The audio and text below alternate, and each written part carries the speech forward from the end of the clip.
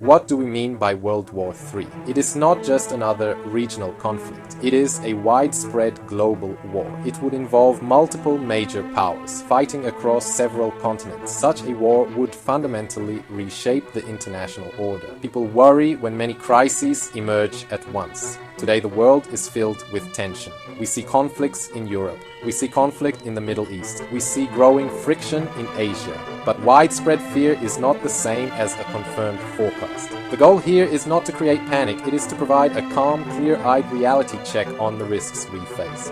Today is October 27th, 2025. The geopolitical landscape is more fragmented than at any point in recent memory.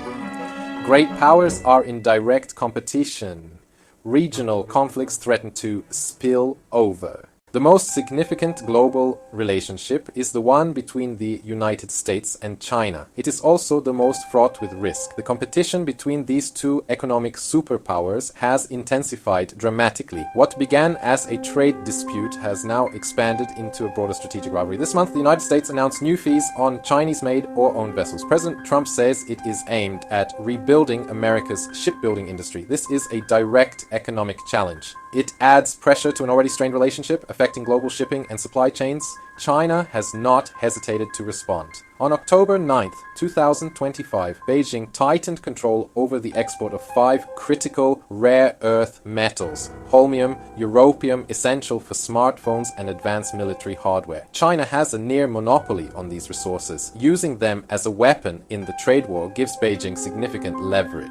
In response, President Trump has threatened to raise tariffs on all Chinese goods to 100% starting November 1st. This tit-for-tat escalation creates economic instability and deepens mutual distrust between the two nations. The economic friction is dangerous, but the military flashpoint of Taiwan is even more so. Beijing views Taiwan as a renegade province. It has never renounced the use of force. China recently conducted its largest military drills of the year. Taiwan recently conducted its largest military drills of the year. The Chinese military declared its forces are always ready for battle. Taiwan mobilized over 20,000 reservists. These war games increase the odds of an accidental clash that could quickly spiral. Secretary of Defense Pete Hegseth warned of an imminent attack while reiterating President Trump's promise that China will not invade on his watch.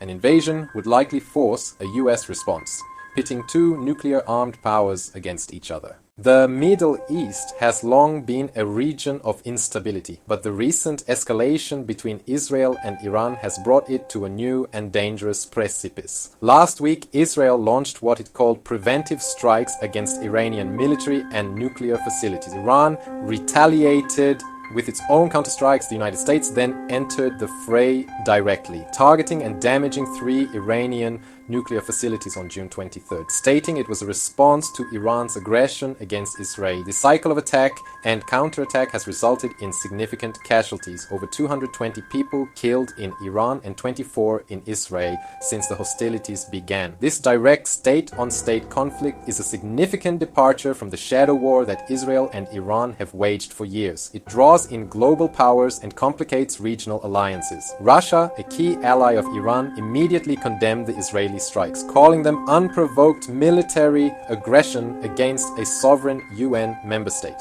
This positions Moscow in direct opposition to Israel and its primary backer, the United States. The conflict is no longer just a regional dispute. It has become a new front in the broader competition between great powers. The escalation puts immense pressure on Russia's strategic calculus. As the conflict intensifies, Iran will prioritize its own defense. This may reduce or halt its military support for Russia's war in Ukraine, Shahed drones, ballistic missiles, redirected for Iran's own use. By striking Iranian nuclear sites, Washington crossed a threshold. Iran's proxies may now view American assets as legitimate targets. One miscalculation could trigger a much wider regional war. The war in Ukraine continues to grind on, representing the most significant land war in Europe since 1945. For Russia, the conflict has been costly: soldiers, equipment, and economic isolation from the West. However, the flare-up between Israel and Iran presents Moscow a risky opportunity. A major conflict in the Middle East diverts Western attention, resources, and political capital away from Ukraine. This diversion is already happening. Lieutenant General Ihor Romanenko has stated that arms made for Ukraine will go to the Middle East, so there are no illusions about it. The United States will face difficult choices. President Trump prioritizes the relationship with Israel. More aid there likely comes at the expense of Kyiv, potentially shifting the balance in Russia's favor. Moscow will push a narrative of Western double standards to erode unity. Yet a weakened Iran hurts Russia, and energy shocks could boomerang through fragile partner economies. Russia seeks benefit from distraction while avoiding ally collapse. A misstep could leave Moscow even more isolated and overstretched than it already is. The world economy is built on a complex network of global supply chains. These arteries of trade move everything: crude oil, holiday toys, and they are now under direct threat. The trade war has made the high seas a key battleground. New port fees are forcing shipping companies to change. Maersk, Hapag-Lloyd, they are rerouting vessels and adjusting schedules to avoid the highest costs. The disruption ripples across the global economy. When trade barriers rise, costs go up, and those costs hit consumers. Businesses face uncertainty, planning and investment suffer. An already fragile economy faces another wave of disruption. Economic pain can fuel domestic instability. Multiple conflict zones compound the problem. Ukraine, the Middle East. Advanced weaponry supplies must be split. Artillery shells, air defense systems. That creates dangerous trade-offs and vacuums of power. Other actors may take advantage. China might press on Taiwan. Regional powers elsewhere may act more assertively. Fragmented security makes the world more volatile. To understand our present danger, it is useful to look at the past. How does 2025 compare to the periods just before the last two world wars? Before World War I, Europe's rigid alliances meant a conflict could drag in all. The assassination of Archduke Franz Ferdinand triggered a catastrophic chain reaction. An arms race, intense nationalism, imperial competition, slow communication, and brinkmanship led leaders to miscalculate. World War II's prelude was shaped by Versailles, depression, and expansionist ideologies in Germany, Italy, and Japan. Appeasement failed. Unlike 1914's war of miscalculation, 1939 was a war of intention. Today, echoes remain: interdependencies and rival alliances. The US has treaty allies. China and Russia have forged a strategic partnership. Crises like Taiwan or Ukraine could trigger commitments. Rising nationalism and protectionism challenge the order. Yet, nuclear deterrence and deep